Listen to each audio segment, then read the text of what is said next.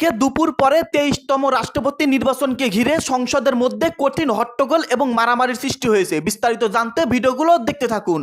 দেশের ২৩তম রাষ্ট্রপতি নির্বাচন উপলক্ষে নির্বাচন কমিশনের প্রস্তুতি সভা অনুষ্ঠিত হয়েছে। অর্ডার অর্ডার অর্ডার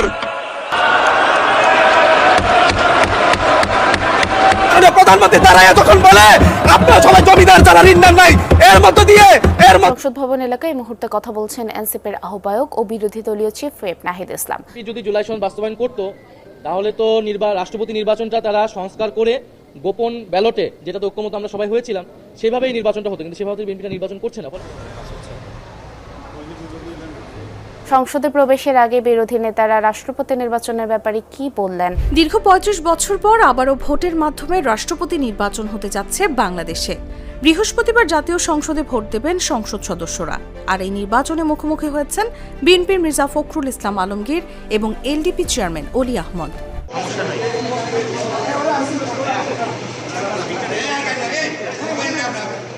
কিছুক্ষণ আগে নাহিদ ইসলাম, যিনি বিরোধী দলীয় চিফ হুইপ, এবং তিনি বলছিলেন যে জুলাই সনদ বাস্তবায়ন না করে এই রাষ্ট্রপতি নির্বাচন, সেটি জুলাই সনদের সাথে প্রতারণা বলে তিনি অভিযোগ করছেন। এবং অনুচ্ছেদের এই বাধ্যবাধকতা যদি না থাকতো তাহলে গণতান্ত্রিক চর্চা হতো। এটা ফ্যাসিস্ট সরকারের বিদায়ের পরে গণতান্ত্রিক সরকার এদেশে তারেক রহমানের নেতৃত্বে বাস্তবায়িত হয়েছে।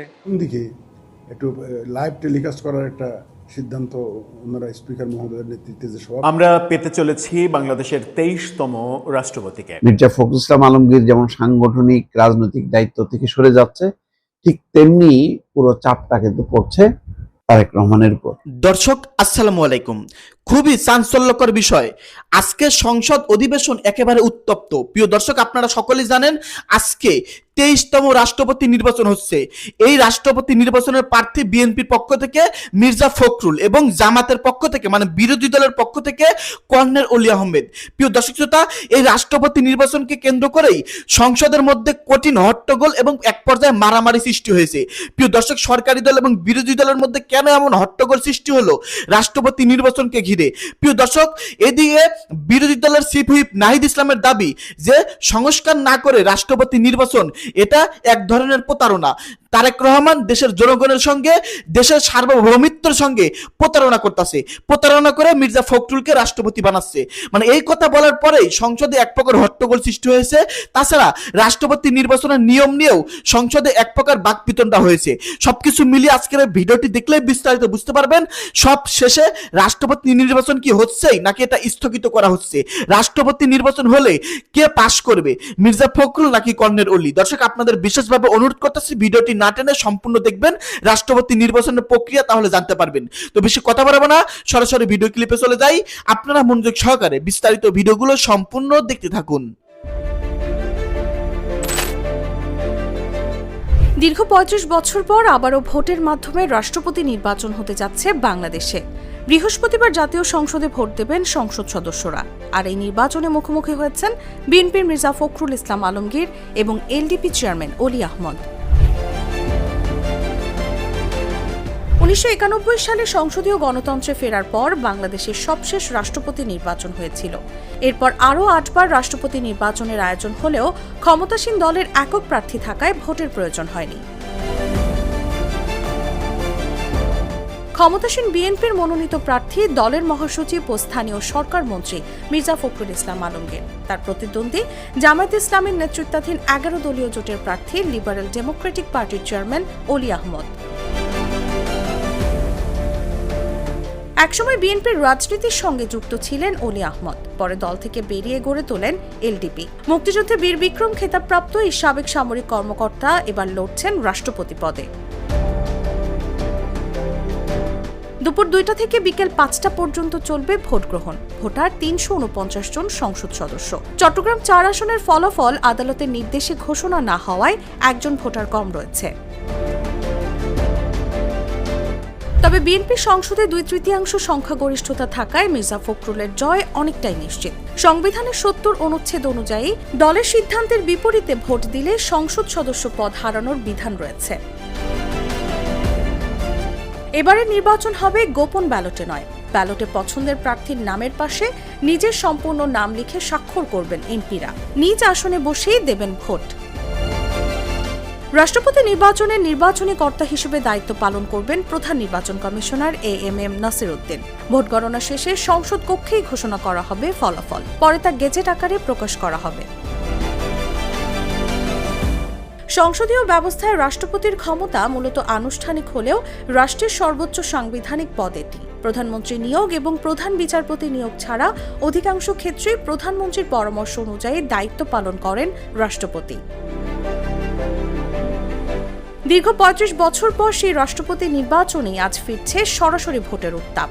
আর ফখরুল অলির লড়াইয়ে কে হচ্ছেন দেশের ২৩তম রাষ্ট্রপতি, সেদিকেই এখন নজর সবার। কিছুক্ষণ আগে নাহিদ ইসলাম, যিনি বিরোধী দলীয় চিফ হুইপ, এবং তিনি বলছিলেন যে জুলাই সনদ বাস্তবায়ন না করে এই রাষ্ট্রপতি নির্বাচন, সেটি জুলাই সনদের সাথে প্রতারণা বলে তিনি অভিযোগ করছেন। এবং তিনি দাবি করছেন যে যখন দুটোর সময় ভোট গ্রহণ শুরু হবে রাষ্ট্রপতি নির্বাচনে, তখন ভোটাররা স্বাধীনভাবে ভোট দিতে পারবে বলে তিনি প্রত্যাশা করছেন। এবং তিনি বলছেন যে সংবিধানে যে ৭০ অনুচ্ছেদ রয়েছে, সেই ৭০ অনুচ্ছেদ এই নগদ নিয়ে এলো হার না মানা হার অফার। সর্বনিম্ন ১০,০০০ টাকা রেমিটেন্স নগদে পাঠালে থাকছে স্বর্ণের হার জেতার সুযোগ। নির্বাচনের ক্ষেত্রে প্রযোজ্য হবে না বলে তারা মনে করছেন, কারণ এই দুটার সময় যে বৈঠকটি শুরু হবে সেটি কোনো সংসদীয় অধিবেশন নয়, এটি নির্বাচনের জন্য একটি বৈঠক। তো সেক্ষেত্রে ৭০ অনুচ্ছেদ এখানে কার্যকর হবার কথা না বলে বিরোধী দলীয় চিফ হুইপ তিনি বলছেন। এবং তিনি বলছেন যে ভোটাররা স্বাধীনভাবে ভোটাধিকার প্রয়োগ করবেন। এবং আপনাকে জানিয়ে রাখি যে এরই মধ্যে ভোট গ্রহণের জন্য নির্বাচন কমিশন থেকে ভোট গ্রহণ কর্মকর্তারা সংসদ ভবনে প্রবেশ করেছেন। নির্বাচন আয়োজনের জন্য সংসদ সচিবালয়ের পক্ষ থেকে প্রয়োজনীয় সব রকমের ব্যবস্থা গ্রহণ করা হয়েছে। এবং বিরোধী দলীয় উপনেতা আব্দুল্লাহ মোহাম্মদ তাহের তিনি বলেছেন যে রাষ্ট্রপতি হিসেবে মির্জা ফখরুল ইসলাম আলমগীর নির্বাচিত হলে তিনি যাতে সর্বোচ্চ নিরপেক্ষ অবস্থায় থেকে তার দায়িত্ব পালন করেন, সে প্রত্যাশা বিরোধী দলের পক্ষ থেকে করা হয়েছে। সংসদে প্রবেশের আগে বিরোধী নেতারা রাষ্ট্রপতি নির্বাচনের ব্যাপারে কি বললেন এবং তাদের প্রত্যাশা কি এই নির্বাচন থেকে? পুরোভি আজকে যেহেতু রাষ্ট্রপতির নির্বাচন, প্রায় ৩৫ বছর পর এরকম একটি নির্বাচন হতে যাচ্ছে বাংলাদেশে, সে জায়গায় সেই ক্ষেত্রে বেশ উৎসাহ উদ্দীপনা কাজ করছে। এবং এখানে আমরা দেখছি সকাল থেকেই বিরোধী দলীয় যে নেতৃবৃন্দ রয়েছেন এবং সরকার দলীয় যে সকল এমপি এবং সংসদ সদস্যরা রয়েছেন, তারাও কিন্তু সবাই আসছেন। এবং প্রত্যেকেই এখানে আমরা যাদের সাথে কথা বলার চেষ্টা করছি, তারাই আসলে কথা বলেছেন রাষ্ট্রপতি নির্বাচন নিয়ে। সেখানে আমরা কথা বলেছি বিরোধী দলীয় হুইপ এবং জামায়াতের সহকারী সেক্রেটারি জেনারেল রফিকুল ইসলাম খানের সাথে। তিনি যেমনটি বলছিলেন যে এই নির্বাচনটি প্রায় ৩৫ বছর হলেও সেখানে কিন্তু যে মুক্ত গণতান্ত্রিক প্রক্রিয়া, সেটি কিন্তু বাধাগ্রস্ত হচ্ছে। অর্থাৎ তিনি স্পষ্টতই যে ৭০ অনুচ্ছেদটি রয়েছে তার দিকে ইঙ্গিত করেছেন এবং তার কথাই তিনি বলেছেন। এই ৭০ অনুচ্ছেদের কারণেই মূলত একজন সংসদ সদস্য তিনি নিরপেক্ষভাবে গোপন ব্যালটের মাধ্যমে তার ভোটটি প্রদান করতে পারবেন না। সেই অনুচ্ছেদের বাধ্যবাধকতার কারণেই তাকে তার দল থেকে মনোনীত যেই রাষ্ট্রপতি প্রার্থী, সেই রাষ্ট্রপতি প্রার্থীকেই তিনি ভোট দিতে হবে। ফলে সেই জায়গায় তিনি মূলত এই কথাটি বলেছেন যে যে কোনো সংসদ সদস্য তাদের যে স্বাধীনভাবে মত প্রকাশের যে জায়গাটি, সেটি কিন্তু খর্ব হয়েছে। অর্থাৎ তিনি বলছেন যে গণতান্ত্রিক যে প্রক্রিয়া, সেটি কিন্তু এখানে খর্ব হয়েছে এই ৭০ অনুচ্ছেদের কারণে। তারা প্রত্যাশা করেছিলেন যে গণঅভ্যুত্থানের পর এই ৭০ অনুচ্ছেদ রদ করে গোপন ব্যালটের মাধ্যমে রাষ্ট্রপতি নির্বাচন হবে। একই বিষয়ে কথা বলেছেন বিএনপির আরেকজন ভাইস চেয়ারম্যান জয়নাল আবেদিন। তিনি বলছেন যে যেহেতু বিগত সরকার এই আইনটিকে বলবৎ রেখেছে, অর্থাৎ এটিকে বাতিল করেনি, ফলে সাংবিধানিক ধারাবাহিকতার কারণেই তারা এই নির্বাচনটি ৭০ অনুচ্ছেদের অধীনেই করেছেন। তো পুরোপুরি এখন পর্যন্ত নির্বাচনের যে কর্মকর্তারা তারাও প্রবেশ করেছেন এবং সংসদ সদস্যরাও আসছেন। হয়তো দুপুর ২টা থেকে শুরু হবে রাষ্ট্রপতি নির্বাচন।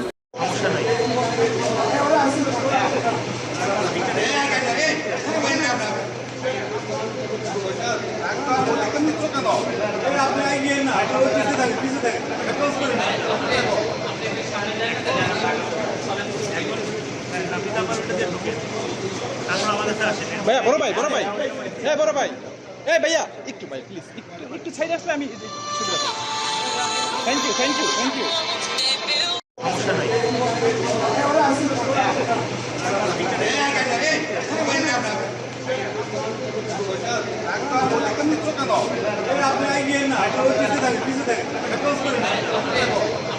বিরোধী দল যে গণতন্ত্রের প্রতি শ্রদ্ধাশীল এবং আমরা একটা প্রতিযোগিতামূলক গণতন্ত্র চাই, এই বার্তাটা দেওয়ার জন্যই আমরা মূলত এই নির্বাচনে অংশগ্রহণ করেছি। আজকে জাতীয় সংসদ কক্ষে গণপ্রজাতন্ত্রী বাংলাদেশের মহামান্য রাষ্ট্রপতি পদে নির্বাচন হবে এবং যেই নির্বাচনে সরকারি দল এবং বিরোধী দলের জোট থেকে প্রার্থী রয়েছে, নির্বাচনের মাধ্যমে প্রতিদ্বন্দ্বিতার মাধ্যমে নির্বাচনটি অনুষ্ঠিত হতে যাচ্ছে। প্রথমত আমাদের প্রত্যাশা ছিল যে এই নির্বাচনের পরে গণভোটের রায় অনুযায়ী জুলাই সনদ বাস্তবায়ন হবে এবং আমরা রাষ্ট্রপতি নির্বাচনে যেই ধরনের সংস্কার প্রস্তাবনা ঐক্যমত হয়েছিলাম সেই অনুযায়ী নির্বাচনটা হবে, কিন্তু সেই অনুযায়ী নির্বাচনটা হচ্ছে না।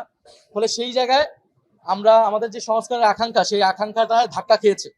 কিন্তু তারপরেও এই নির্বাচনে আমরা বিরোধী দলের জোট থেকে প্রার্থী দিয়েছি, আমরা অংশ নিয়েছি, কারণ আমরা অপ্রতিদ্বন্দ্বীভাবে প্রতিযোগিতা ছাড়া আমরা চাইনি যে সরকার দল এককভাবে তার দলীয় কোনো প্রার্থীকে নির্বাচিত করে ফেলুক। আমরা জনগণের কাছে একটা রাজনৈতিক বার্তা দেওয়ার জন্যই এই নির্বাচনে প্রার্থী দিয়েছি এবং অংশগ্রহণ করেছি এবং আমরা মনে করি যে এখানে সবাই স্বাধীনভাবে ভোট প্রদান করবে।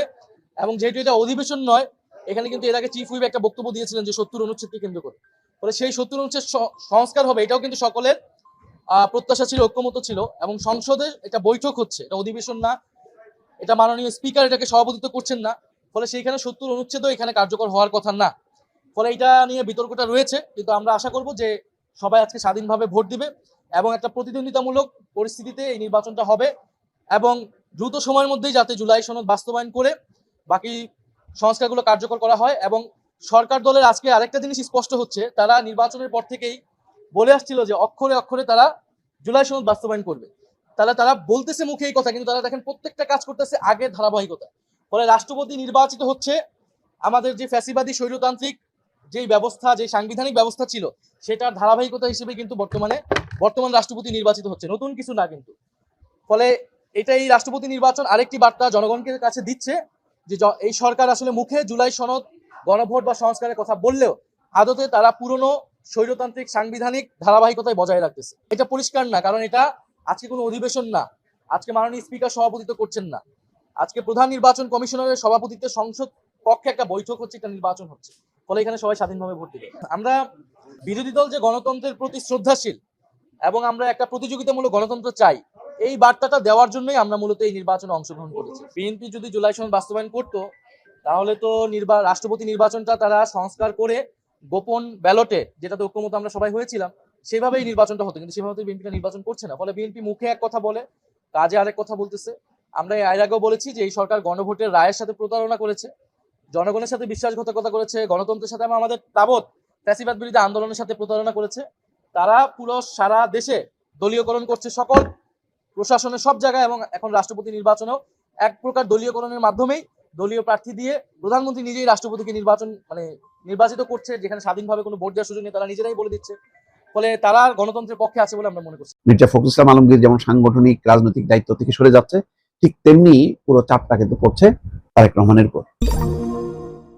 সব এখন নির্ধারিত। 20 আগস্ট রাষ্ট্রপতি নির্বাচন, কে নির্বাচিত হবেন সেটাও সবাই জানে, সবার জানা। আর 21 আগস্ট সন্ধ্যা 7:30টায় বঙ্গভবনে শপথ হবে। একটা আনুষ্ঠানিকতা কেবল, বাকি তো সবই নির্ধারিত, তেমন কোনো উত্তেজনা নেই। কর্নেল অলি এবং মির্জা ফখরুল ইসলাম আলমগীর দুইজন প্রতিদ্বন্দ্বী, একজনের 90 ভোট, আরেকজনের 245 ভোট। তো ফলে এটা নিয়ে কোনো রকম প্রতিদ্বন্দ্বিতা নেই, জাস্ট শুধু আনুষ্ঠানিকতা। ভালো যে একেবারেই নির্বাচন ছাড়া যদি নির্বাচন রাষ্ট্রপতি মনোনীত হতো, এটাকে আর নির্বাচিত বলা যেত না, এটা অন্তত নির্বাচনের ক্যাটাগরির মধ্যে পড়ে। 21 তারিখ থেকে মির্জা ফখরুল ইসলাম আলমগীর নতুন একটা অধ্যায়ের মধ্যে তিনি যাবেন। রাজনীতি থেকে তিনি অবসর নিয়েছেন বলা যায়, দল ছেড়েছেন, স্থায়ী কমিটি, তারপরে তার এমপি শিপ সবই তিনি ছেড়েছেন। এখন ফুল অবসর। রাষ্ট্রপতি মানে হচ্ছে একটা অবসর জীবন। যদি তিনি পূর্ণ সক্ষম হন শারীরিকভাবে, তারপরেও রাষ্ট্রপতি মানে অখণ্ড অবসর। প্রধানমন্ত্রীর দপ্তর থেকে যে ফাইলগুলি যাবে, সেই ফাইলগুলি স্বাক্ষর করা ছাড়া তেমন কোনো দায়িত্ব নেই।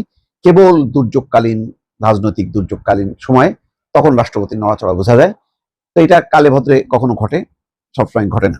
এর আগে 5ই আগস্টের আগে টানা 15 বছর কোনো রকম ঝড়ঝাপটা যায়নি। তো মির্জা ফখরুল ইসলাম আলমগীরের রাজনৈতিক জীবন, ক্যারিয়ার, তার তিনি অবসর নিয়ে একেবারেই চলে যেতে পারতেন, কিন্তু তিনি একটা মর্যাদার জায়গায় যাচ্ছেন। তারপরেও কথা আছে, সংস্কার কমিশনে বলছে যে রাষ্ট্রপতির কিছু ক্ষমতা থাকা দরকার, রাষ্ট্রপতি এই ধরনের শুধুমাত্র একটা কাগজে বাঘ হয়ে থাকবে, এটা কেমন কথা, তার কিছু ক্ষমতা থাকে। তো সেটা পরের ব্যাপার। আপাতত তিনি ক্ষমতা না থাকলেও তিনি একজন রাষ্ট্রপতি, একটা সম্মান, একটা মর্যাদার প্রতীক হিসেবে থাকছেন। এখন যেটা বিএনপির মধ্যে এই মির্জা ফখরুল ইসলাম আলমগীর দায়িত্ব নেওয়ার সাথে সাথে রাষ্ট্রপতি, পুরো চাপটা কিন্তু প্রধানমন্ত্রীকে ঘিরে আবর্তিত হবে। সরকার পরিচালনা শুধু না, দল পরিচালনা। সবচেয়ে বড় কথা হলো সরকারের চেয়ে দল অত্যন্ত গুরুত্বপূর্ণ। দলের বিভিন্ন স্তরে স্তরে নানা রকম ঝড়ঝাপটা যাচ্ছে, অনেক কমিটি, অনেক মেরুকরণ, অনেক অভিযোগ, পাল্টা অভিযোগ, দলে বিভক্তি, মূল্যায়ন, এই গুরু দায়িত্বগুলো তারেক রহমান প্রধানমন্ত্রী হিসাবে তার উপর পড়ছে। আবার গ্যাস এবং বিদ্যুৎ সংকটের এই কঠিন সময় তাকে সামাল দিতে হচ্ছে। 2 বছর গ্যাস বিদ্যুতের সংকট থাকবে, এটা কম কথা না। এটা সরকার একটা জনপ্রিয়তা হারানোর জন্য 2 বছর কেন, 2 মাসই যথেষ্ট। তো সেই চ্যালেঞ্জটা এখন প্রধানমন্ত্রীর উপর পড়ছে। মির্জা ফখরুল ইসলাম আলমগীর যেমন সাংগঠনিক রাজনৈতিক দায়িত্ব থেকে সরে যাচ্ছে, ঠিক তেমনি পুরো চাপটা কিন্তু পড়ছে তারেক রহমানের উপর। এই চাপটা মোকাবেলা করে কতখানি সফলতা অর্জন করা যাবে, এখন কিন্তু নজর যতটা না থাকবে রাষ্ট্রপতি মির্জা ফখরুল ইসলাম আলমগীরের উপর, তার চেয়ে বেশি ফোকাস থাকবে তারেক রহমানের উপর। প্রিয় দর্শক, আশা করতেছি বিস্তারিত ভিডিওগুলো আপনারা সম্পূর্ণ মনোযোগ সহকারে শুনেছেন এবং দেখেছেন। প্রিয় দর্শক, তো আপনারা সকলেই জানেন প্রায় 35 বছর পরে বাংলাদেশে এমন ভোটের মাধ্যমে নির্বাচিত একটা রাষ্ট্রপতি হতে চলেছে। মানে 35 বছর একদলীয়ভাবে রাষ্ট্রপতি নির্বাচিত হয়েছে, মানে কোনো বিরোধী প্রার্থী ছিল না। এই 35 বছর পরে 23তম রাষ্ট্রপতি যে নির্বাচিত হতে যাচ্ছে, এই রাষ্ট্রপতি নির্বাচনে মানে বিরোধী থেকে প্রার্থী দিয়েছে, মানে জিতবে মির্জা ফখরুল, কারণ 3 ভাগের 2 ভাগ এমপি আপনার বিএনপির পক্ষ থেকে, আর বিএনপির এমপির নির্বাচনেই হবে আপনার রাষ্ট্রপতি নির্বাচন। দর্শক, সবকিছু মিলিয়ে নির্বাচন কমিশন বলতেছে যে এটা একটা ঐতিহাসিক নির্বাচন, কারণ এরকম নির্বাচন বিগত 35 বছরেও হয় নাই। সবকিছু মিলিয়ে জানা যাচ্ছে যে জামাতের প্রার্থী কর্ণের অলি ভোটে পাশ করবেন না, তারপরেও তারা বলতেছেন যে আমরা গণতান্ত্রিক ধারাবাহিকতা বজায় রাখতেই আমরা প্রার্থী দিয়েছি। তো সবকিছু মিলিয়ে এক প্রকার হট্টগোল সৃষ্টি হয়েছে সংসদের মধ্যে, এবং সংসদের মধ্যে বাকবিতণ্ডা, কথা কাটাকাটি, তর্ক বিতর্ক হয়েছিল। তো দর্শক, আপনারা বিস্তারিত আলোচনা শুনতে পারলেন, বিশ্লেষকদের আলোচনা শুনতে পারলেন, ভিডিও ক্লিপও দেখতে পারলেন। তো দর্শক, এই সম্পর্কে আপনাদের মূল্যবান মতামত ভিডিওর কমেন্ট বক্সে লিখে জানিয়ে দিবেন। দেখা হবে খুব শীঘ্রই নতুন কোনো আপডেট নিউজ নিয়ে। ধন্যবাদ।